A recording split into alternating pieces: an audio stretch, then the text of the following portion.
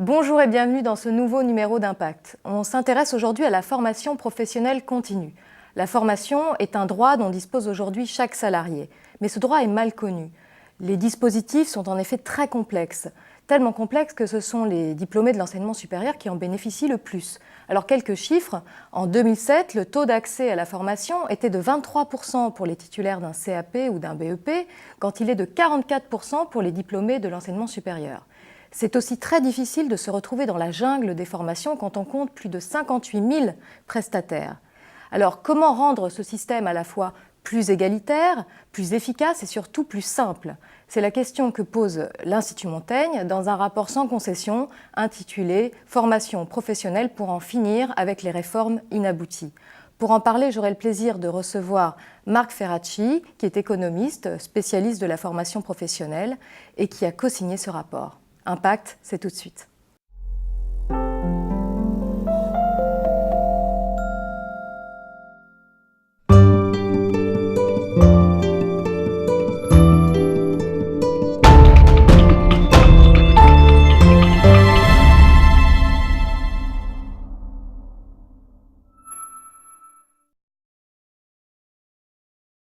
Marc Ferracci, bonjour. Bonjour. Merci d'avoir accepté cette invitation. Alors Marc Ferracci, vous êtes chercheur au CREST, qui est le Centre de recherche en économie et statistique. Vous êtes aussi maître de conférences à l'Université Paris-Est Marne-la-Vallée.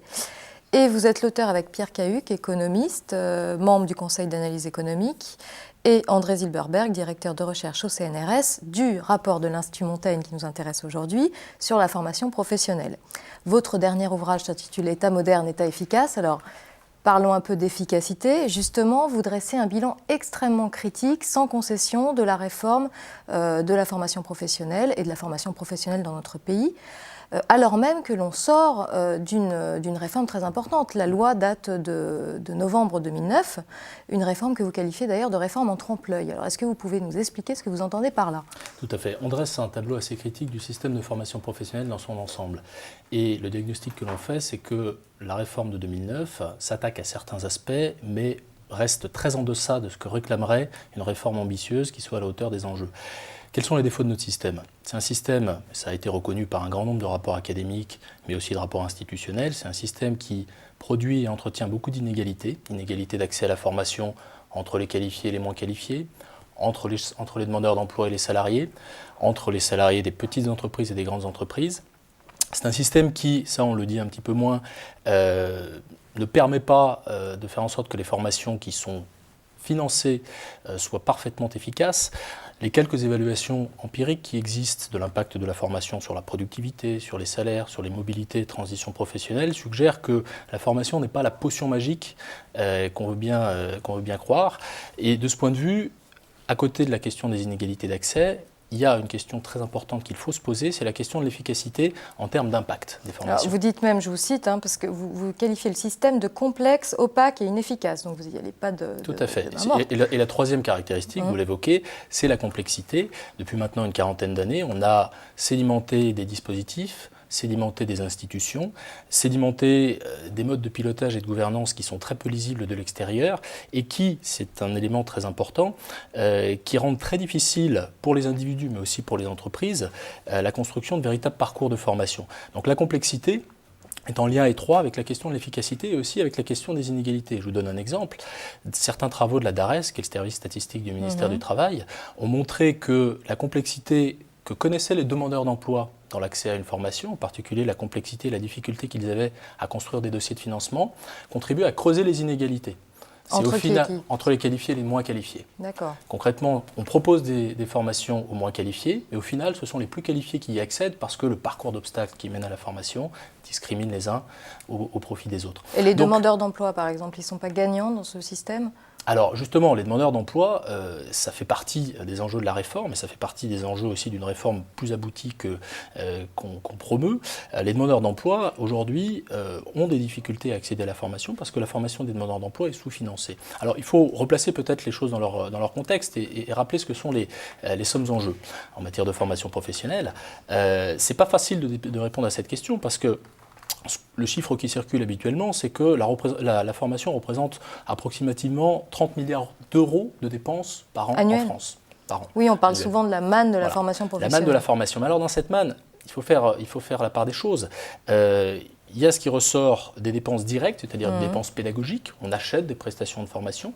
Ça représente finalement ce qu'on appelle le marché de la formation professionnelle, celui dont vivent les prestataires de formation, dont on parle et dont on va reparler. Et à côté de ça, il y a les dépenses indirectes, notamment les dépenses qui sont consenties par les entreprises lorsque leurs salariés partent en formation sur le temps de travail. Évidemment, on leur verse un salaire durant ces périodes-là et ça vient s'ajouter. Donc il y a un coût global de la formation qu'on évalue, même si c'est un petit peu difficile de le faire, entre 28 et 30 milliards d'euros. Et après, il y a, on va dire, le noyau dur, c'est-à-dire les dépenses de formation à proprement parler. 3 défauts du système.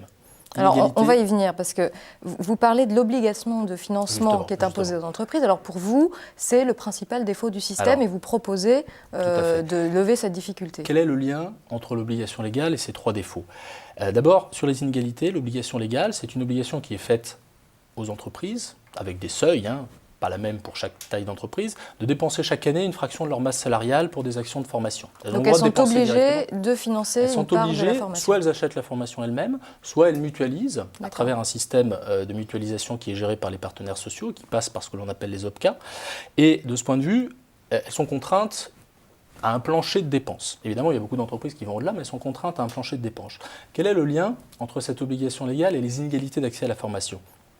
Les entreprises n'ont aucune incitation à cibler les dépenses de formation, telles qu'elles ressortent de l'obligation légale, sur les salariés les moins qualifiés ou sur les salariés les plus précaires, les CDD par exemple, de sorte que l'on constate évidemment dans les chiffres que les CDI accèdent beaucoup plus à la formation que les CDD, alors même que la formation devrait être un levier d'employabilité qui permette aux salariés les plus instables de construire des parcours professionnels et de s'inscrire dans une forme de stabilité. Alors, qu'est-ce qu'il faut faire pour changer cette situation ?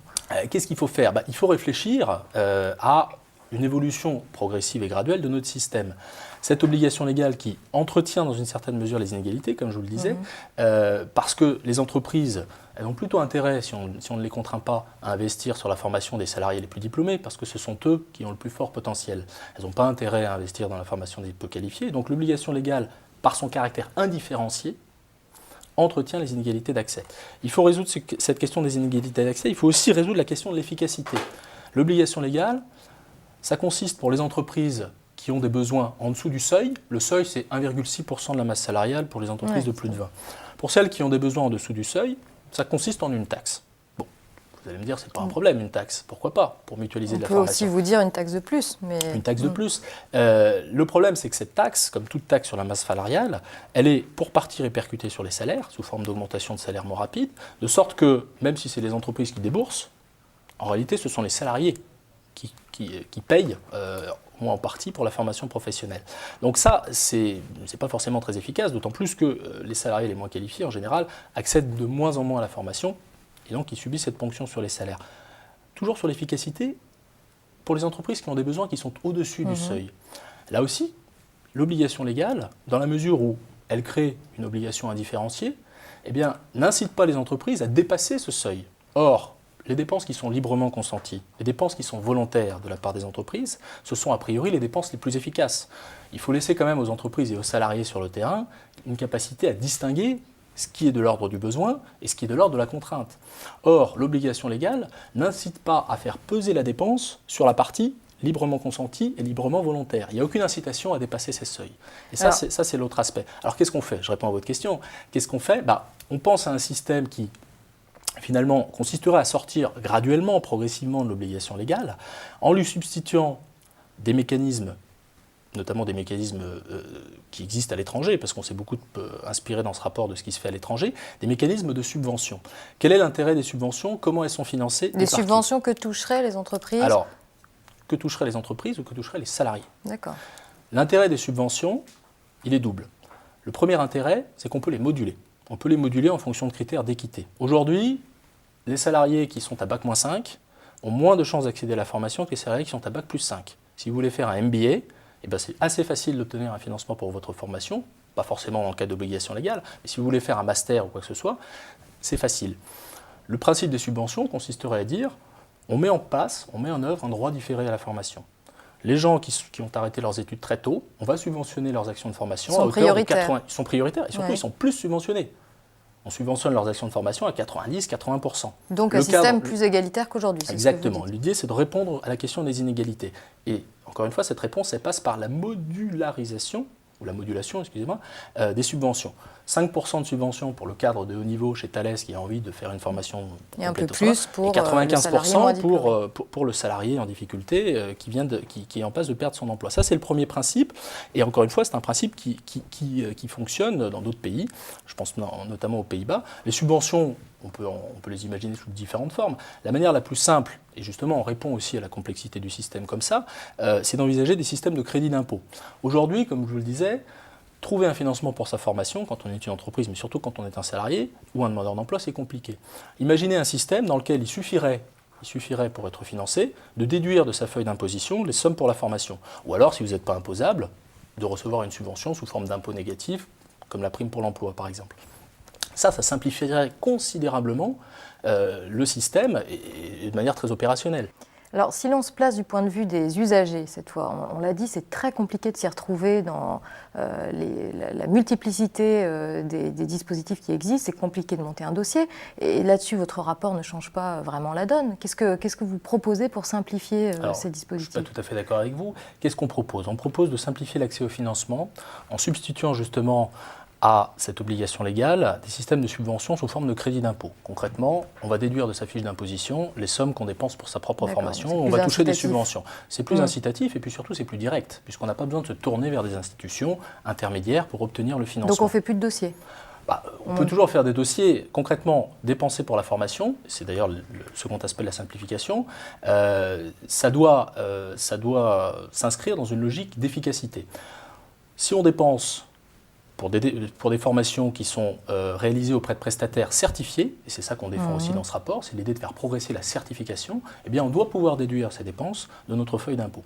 Donc, remplacer le système de l'obligation légale par un système de subvention et accroître la certification des formations, de sorte que les agents ce sont les salariés, les demandeurs d'emploi, se retrouvent un petit peu mieux dans cette offre assez pléthorique qui est celle de la formation professionnelle. Il y a plus de 50 000 prestataires, même si tous n'ont pas forcément une activité à plein temps, tous ne sont pas forcément à 100% dans la formation.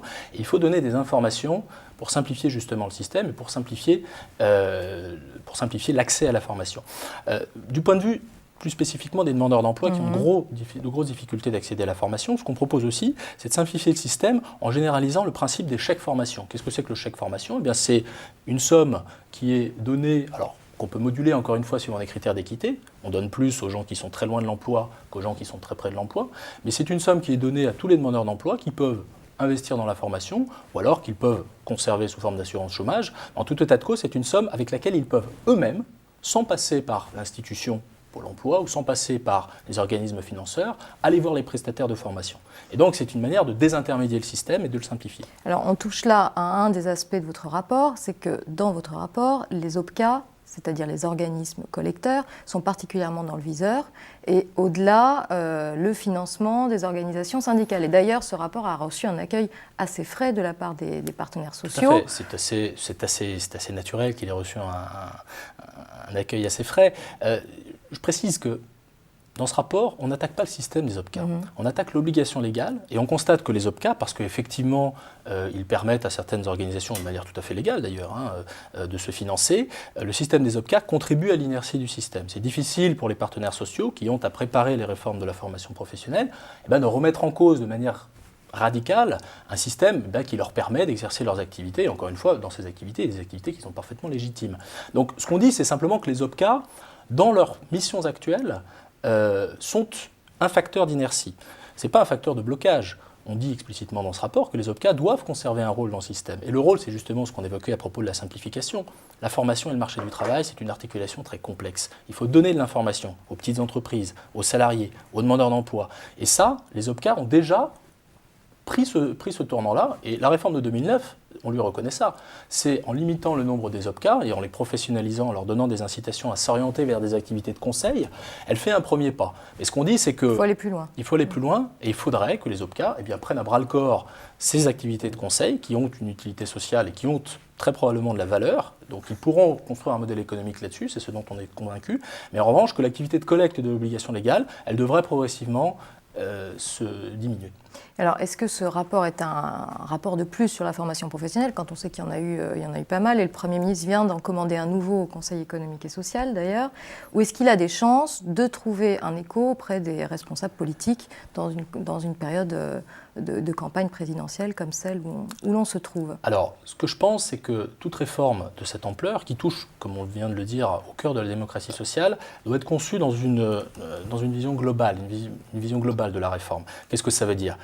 On le dit dans ce rapport, et on l'a dit d'ailleurs dans d'autres contextes, on ne peut pas envisager la réforme de la formation professionnelle sans penser en même temps la réforme du financement et de la représentativité syndicale. Il faut donner plus d'autonomie encore aux organisations syndicales, mais aussi aux organisations patronales, en matière financière. Mais fondamentalement, je pense qu'il faut donner une liberté et une autonomie financière aux organisations syndicales qu'elles n'ont pas suffisamment à l'heure actuelle. Et c'est ça qui rendra possible la réforme. Une nouvelle réforme, donc. Une nouvelle réforme, une réforme qui finalement pousserait jusqu'au bout celle de 2009. C'est-à-dire, ferait des OPCA, des activités des institutions menant des activités de conseil, et surtout qui remettrait en cause cette obligation légale, dont encore une fois les effets délétères nous semblent très préjudiciables. Marc Ferracci, merci beaucoup pour ces explications et pour cet éclairage, et à bientôt pour un prochain numéro d'Impact.